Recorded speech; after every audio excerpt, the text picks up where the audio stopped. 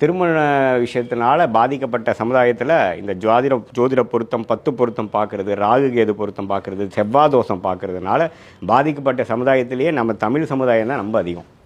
இந்த 2K 6 வயசுக்குள்ளே கல்யாணம் ஆகக்கூடிய ஒரு பையனாக இருக்கட்டும், 20-21 வயசுக்குள்ளே கல்யாணம் ஆகக்கூடிய பொண்ணு பார்த்திங்கன்னா 30 வயசானாலும் கல்யாணம் ஆகிறது இல்லை, 35 வயசானாலும் ஆண்மகனுக்கு கல்யாணம் ஆகாமல் கையில் இருங்க.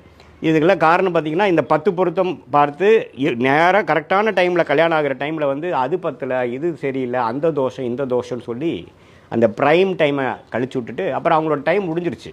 திருமணம் சுக்கிரன் சம்மந்தப்பட்ட இல்லற வாழ்க்கை சம்மந்தப்பட்ட தாம்பத்திய சுகத்தை சம்மந்தப்பட்ட டைம் முடிஞ்சிருச்சு அவங்களுக்கு. அது பண்ண அவங்களுக்கு இது மாதிரி ஒரு கட்டமைப்பில் மாட்டிட்டாங்க.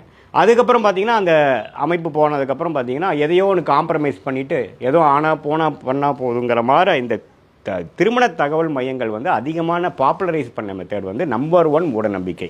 நீங்கள் கேட்ட கேள்விக்கு ஃபஸ்ட்டு நான் எடுத்து வைக்கிறது பார்த்திங்கன்னா திருமண பொறுத்த விஷயமே தவறு.